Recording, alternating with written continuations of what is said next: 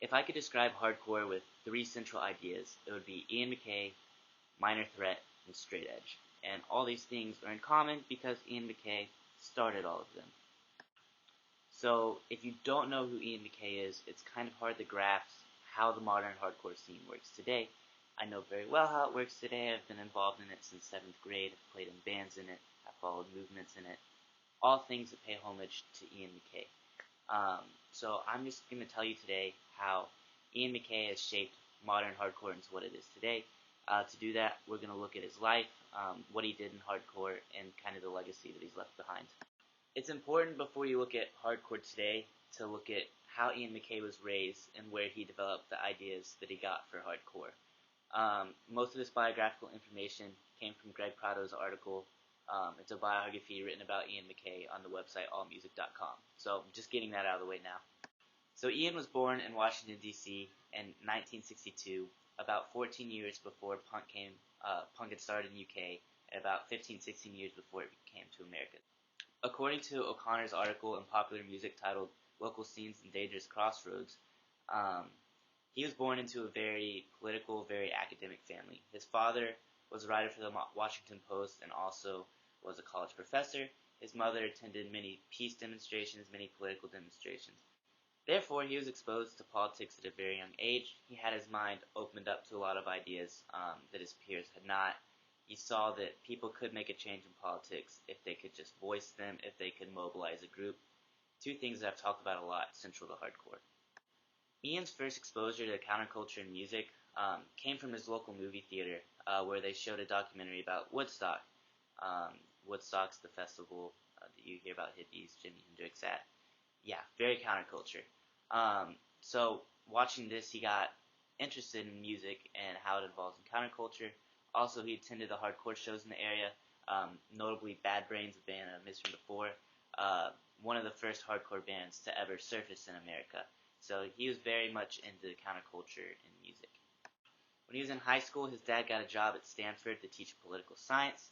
So his family up and moved to California for a year. While he was here, he came in contact with Black Flag, another one of the first hardcore bands in America. So now he had influences from like the first two bands to start hardcore. So he was pretty well set for his journey. When he moved back to DC, all his friends who were into punk had gotten into drugs, gotten into premarital sex, gotten into drinking. He wasn't a fan of this, and he knew that he was going to have to do something to set the record straight. He didn't want to go on that same path. So he and a few buddies started a band called Teen Idols, and also started a record label called Discord Records, which was very much based around DIY music. This band only lasted for about a year, but he and the drummer went and started Minor Threat, who is the band that is central to hardcore now. So it's at this point, when Ian is only 18, that we see him change hardcore into what it is today in America. According to Stacey Thompson in College Literature, her article Market Failure, Discord Records set the record straight for, no pun intended, set the record straight for how a DIY label should operate. You're not going to copyright the music or the bands that you're going with because you're not in it to make money. You're not going to sell their intellectual property. You're not going to market their music. You're not going to market their merchandise. You're very much against commercialism. When you play shows, it's going to be all age venues, and it's only going to cost $5 or $6. That way you can reach a wider demographic of people. And again, most record labels he felt at the time were out there to make money, so that's why he decided he had to start his own record label doing his own thing if he wanted to make a difference in punk. It's important to understand what the music scene in New York is at this time where Minor Threat is performing.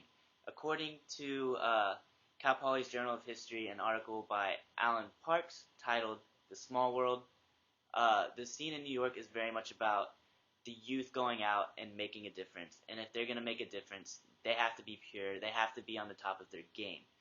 This is where Youth Crew and Straight Edge moves in, which Minor Threat created. Straight Edge was coined by the Minor Threat song titled Straight Edge, in which there's some lyrics that say, always gonna keep in touch, never gotta use a crutch, I've got the straight edge.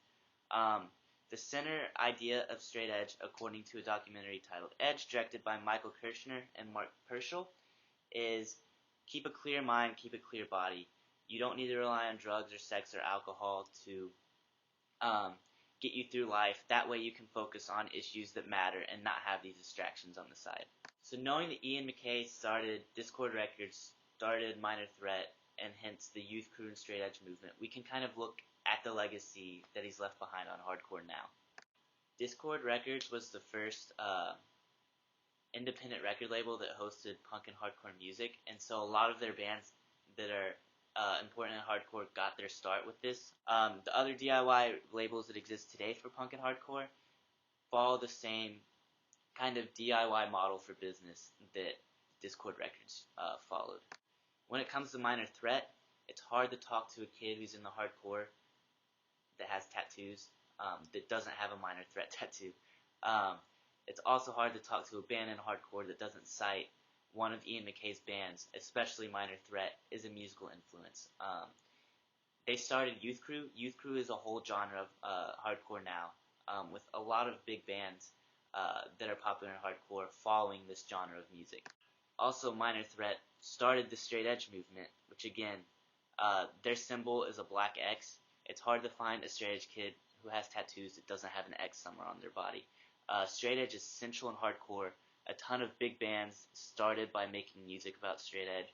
There's crews in hardcore with straight edge. It's been a way to gather people, and again, hardcore is very much about making a difference, and you can't make a difference if you're relying on something else to kind of influence who you are.